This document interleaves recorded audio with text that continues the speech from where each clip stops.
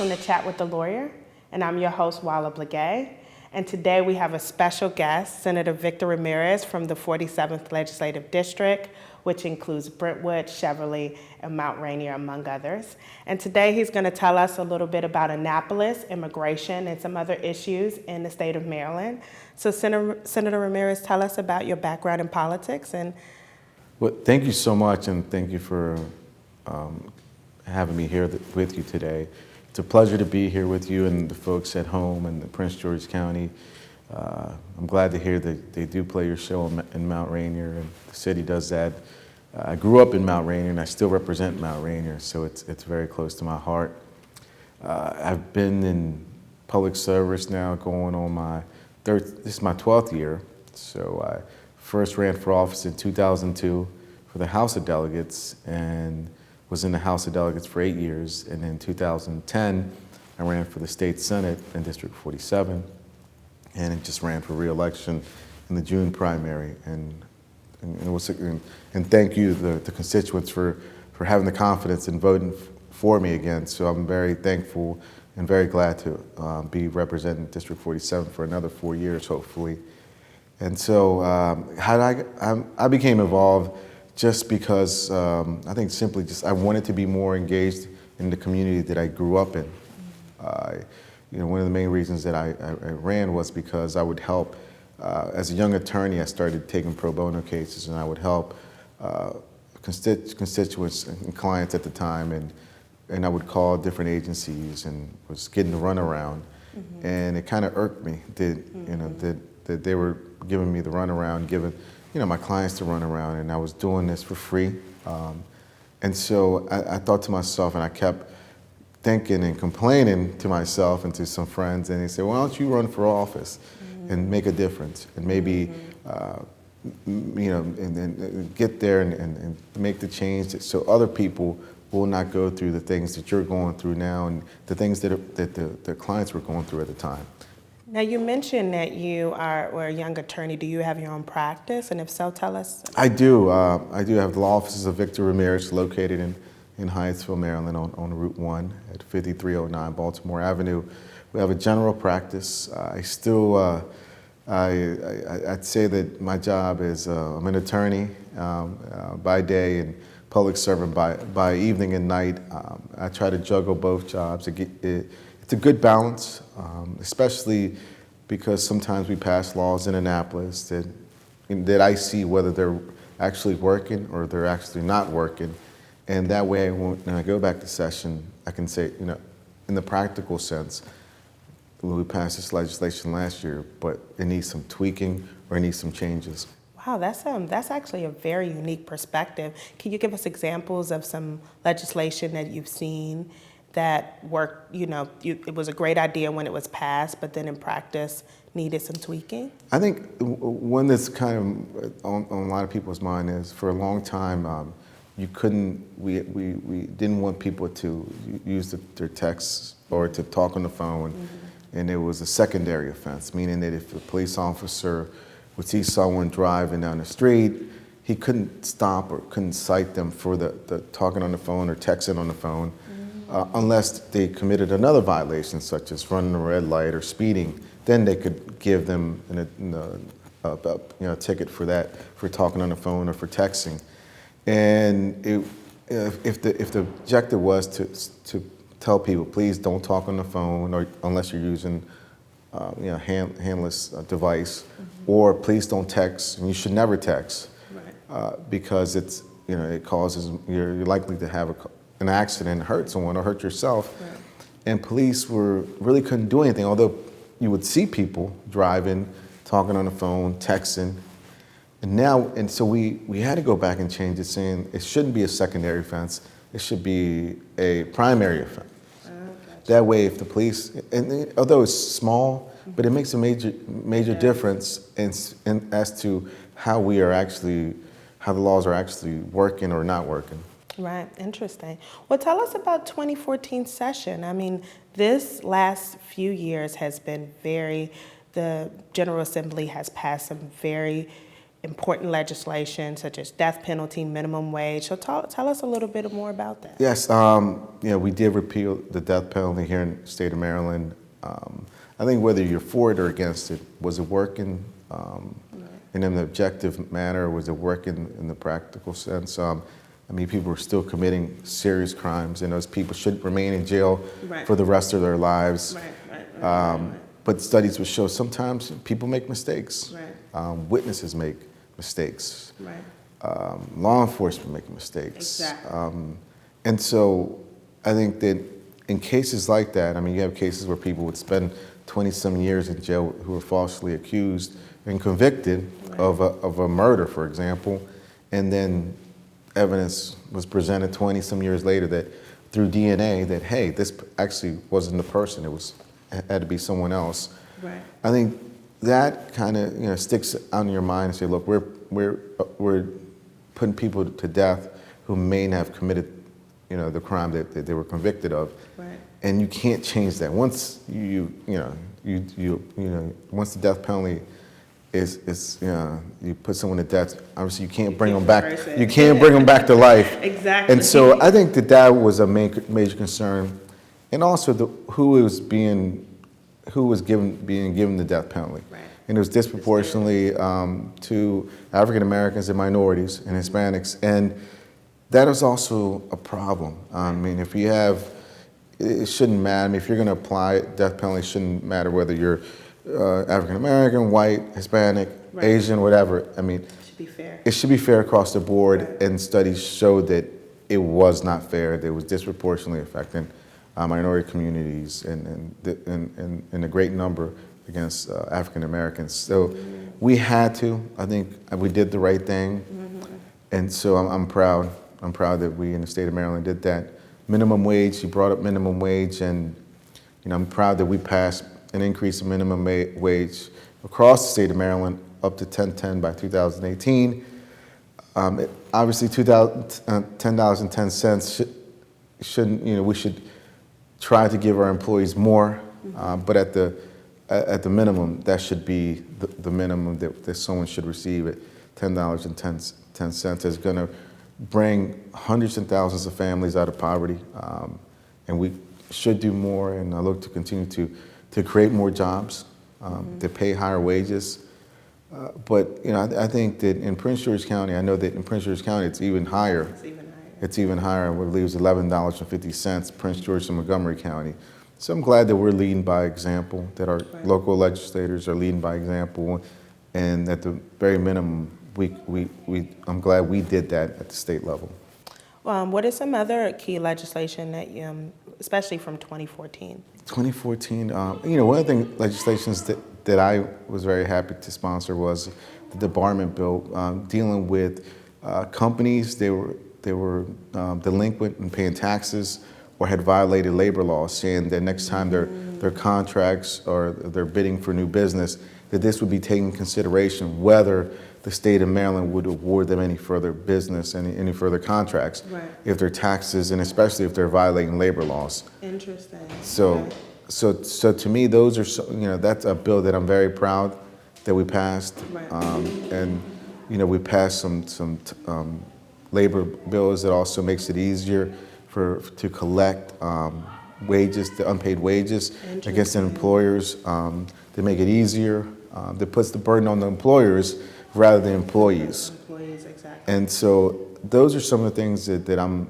very thankful to work for the working men and women here of the state of Maryland and Prince George's County. That's interesting. What about marijuana legislation?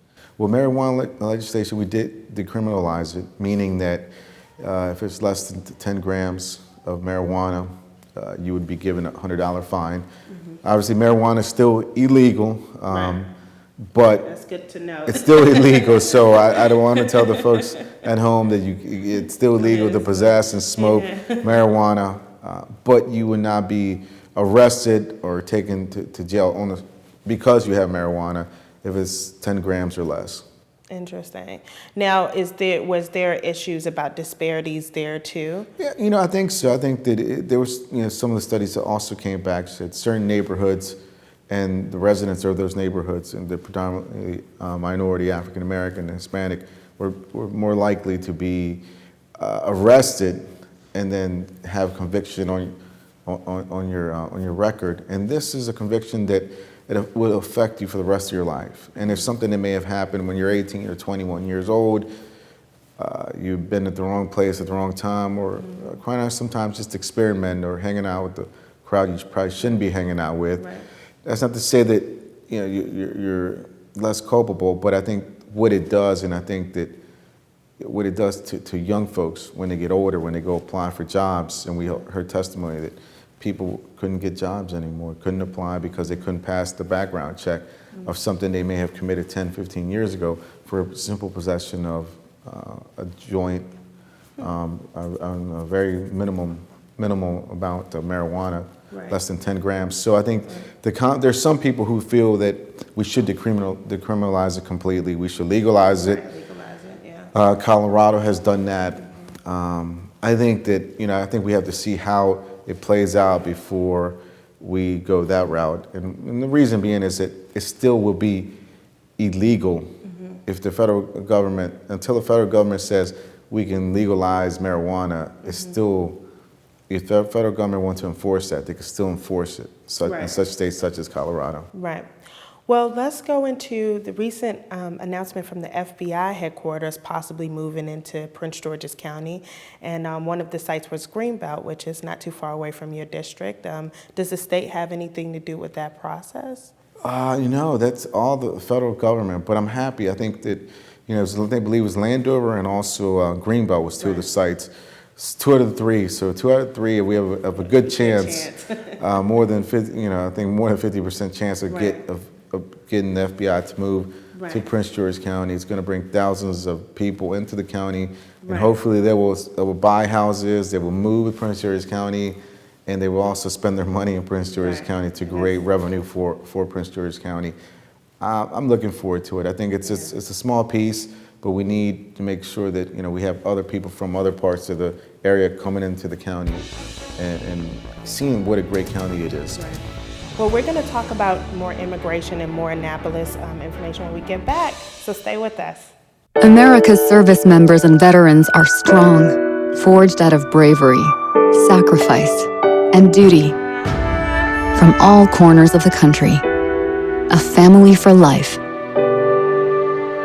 But whether they served in lands far away or communities close to home, some of these men and women may face difficult times or even crisis. But sometimes reaching out for help can be the most challenging and worthwhile mission of all. Thankfully, friends, family, and communities are standing by their service members and veterans now more than ever.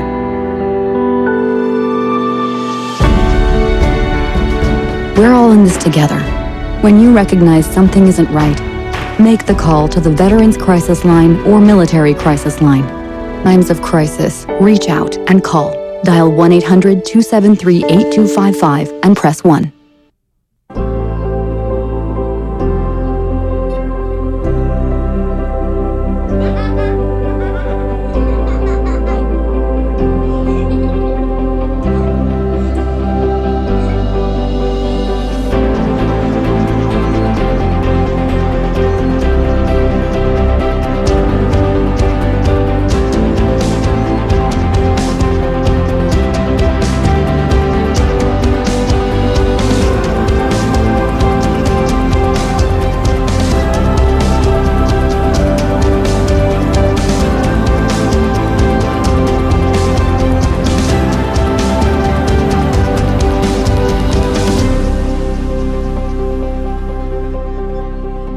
Simple moments are what make every day count.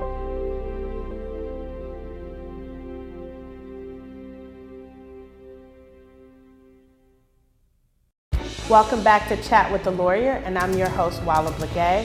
And we were talking with Senator Ramirez about Annapolis and what the state legislature has been doing to help us as constituents. Now we're going to go into immigration. Now we know with immigration that there's been a gridlock in Congress, and Congress can't seem to make a decision on how to address immigration issues. But the state of Maryland has been addressing immigration issues for years now. So can you talk a little bit about that? Well, thank you. And I think it's important to know that we at the state level can't change immigration laws. Like, we can't give someone can't change their immigration status. But what we can do is, because you're right, federal government right now is having a hard time passing anything. Yeah. And immigration reform, which I think that even the majority of all Americans realize that we need to do something, and are in favor of some immigration reform, have not been able to pass an immigration bill. Meanwhile, you have kids that are born here to parents who are going through the document process. You have kids that were brought here when they were very young who have gone through our public schools or even in college now. And you have people that want to work and who want to provide for their families who have American-born children. So what do you do? I think the state of Maryland has been a leader in many ways. We passed the Maryland State Tuition to Dream Act, which went to referendum, and the voters of Maryland said, if you're living here, you're getting good grades, and you or your parents are paying income taxes, you should go to be able to go to our community colleges and universities at the in-state tuition. Now, is there limitations with that?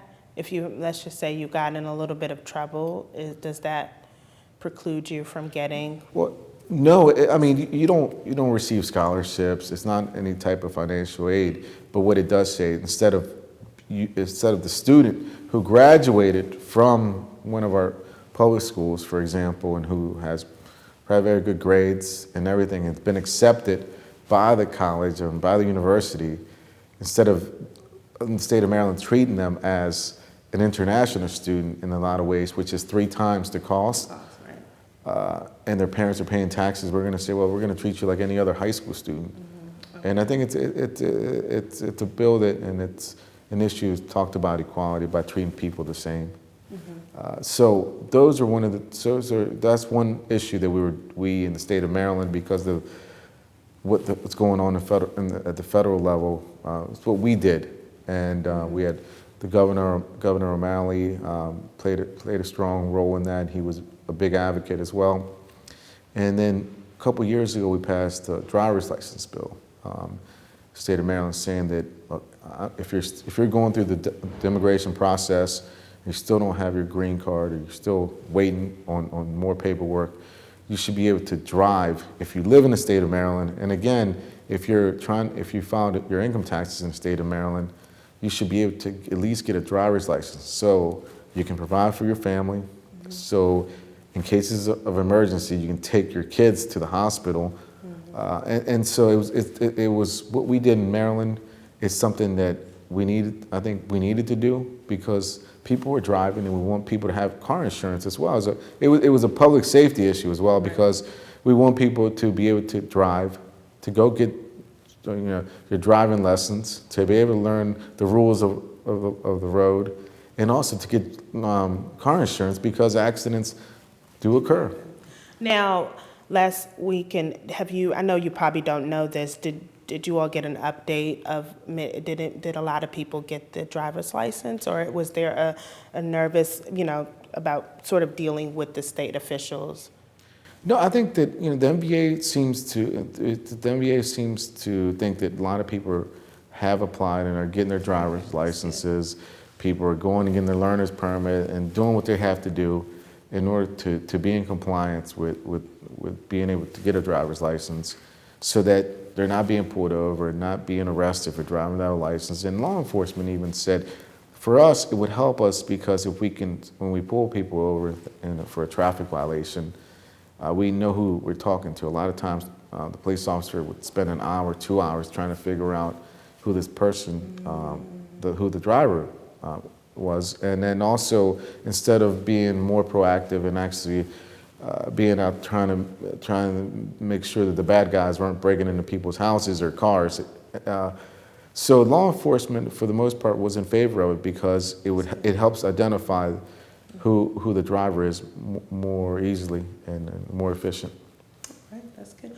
Well, we have a crisis, an immigration crisis right now. We have there is a large amount of children coming in here from Central America, and they need place to stay, and they're looking at states, asking states to take children. How is this going in Maryland? How is Maryland doing? Well, I think the issue is it's a humanitarian issue. Right. I mean, I think it's a refugee issue. You have children who, as young as 2 years old, who are here or who are sent here, and it's very sad. I mean, I have a 3-year-old and 6-month-old son, and the situation is so bad that I would send my 3-year-old to a country that I have no idea what's going to happen to, and hand them over to someone in hopes that they have a better life. It's kind of ironic because that's what the United States, it is, for the most part, what it was built on is that you can come here and you can have a better life. And it is a nation of immigrants, as they say, as we all say. And I think that what's going on now, and I think we have to look at why are kids or children from this region and our neighbors to the south, what's going on that you have thousands of kids fleeing, whether it's Honduras, Guatemala, or El Salvador. Why are they coming here? Is it so bad that they have nowhere else to go? Right. And part of, I think, the United States, I think we have to realize that we probably have passed some policy that this didn't happen overnight. Right. This is an issue that probably has just been building up for probably decades. Right. of policy and agreements that we've made with the leaders in those countries. And so, unfortunately, we have this situation now, and how do we react? And what do we do? And I think that the president's now trying to address that issue as well. But again, the D.C. area, which includes Virginia, D.C., Maryland, has one of the highest concentrations of Central Americans in the United States. The second largest Salvadoran population it's in the D.C. area, and Maryland probably has 250,000 Salvadorans in Maryland. And so I think by the sheer numbers, you're going to have some children that either have friends or family members in this area. And I think at the end of the day is that we can all stand on the sidelines, or we can be proactive to say, are we going to help children, or are we going to send them back to a situation that who knows, what's going to happen to them when they go back home? A lot of these children come from areas that are very poor, Right. but also Is it drug cartels? but also very violent as well. Okay. Recently, I think I believe there's elected officials in that area, in that region, that were arrested because they were in cooperation with the drug trade that comes from South America and into the United States. And so it's not coincidence that when you have that type of leadership going on in that area, that of course, I mean, I think as a parent, again, I don't know any parent who's just going to send their 2, 5-year-old, 7-year-old child and say, here, Right. Go somewhere go. else. I think it has to be so bad that's the only option you have left. Now, what is the state of Maryland doing? I think the state of Maryland, we're looking, and I think through the governor and his leadership, he sees it as a humanitarian issue that we can't just turn our back on these children. He's trying to see if there's places where we can, house some of these children, but not just house them, but also he's looking for foster parents.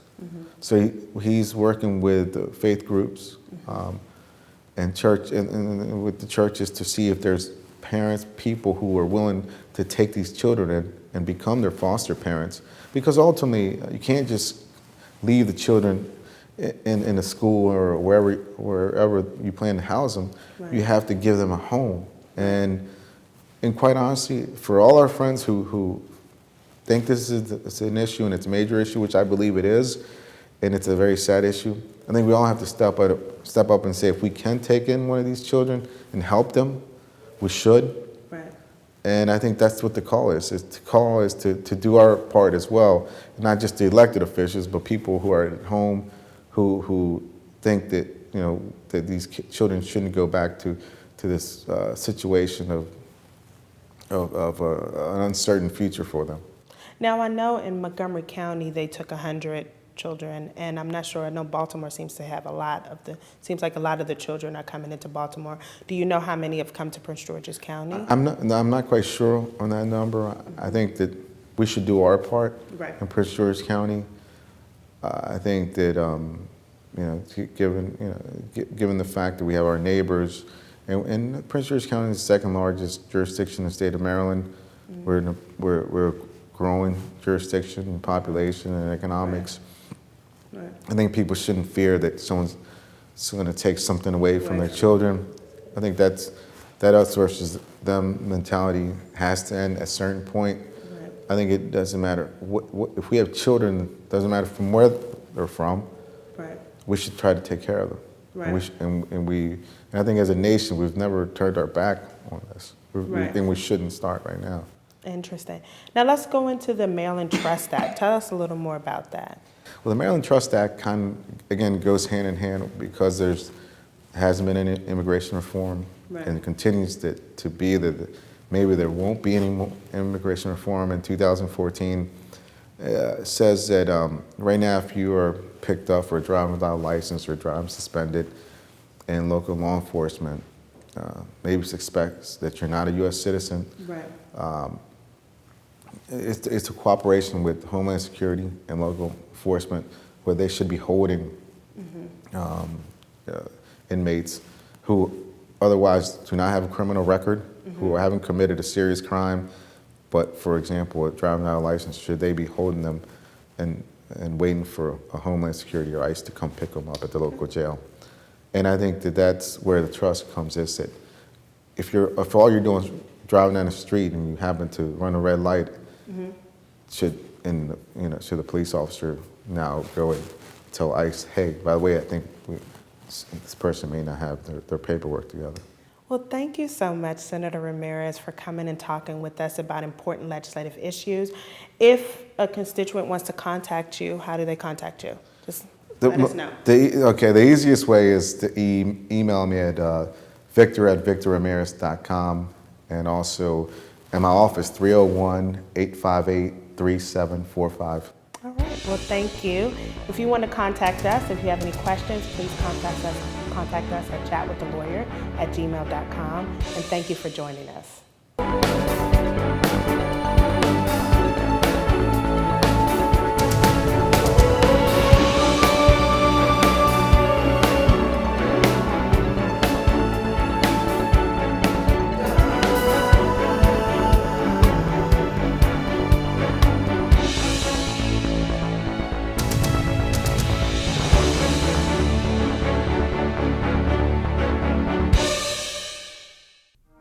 We don't know what's going on with our daughter. We're worried that she might be drinking or taking something else. My husband saw cans and bottles in the back of her friend's car, but we don't know how to talk to her about it. She's been keeping her life a big secret. I was uncomfortable when a friend asked me how our daughter, so I pretended everything is okay, and realized that now I'm keeping secrets too. My therapist suggested we try Al-Anon family groups. I'm glad we took her advice. It helps to talk with people who understand what you're going through because they've gone through the same thing. Are you troubled by someone's drinking? You might be surprised at what you can learn in an Al-Anon family group from people just like you. Call 1-888-4-AL-ANON or visit alanonfamilygroups.org.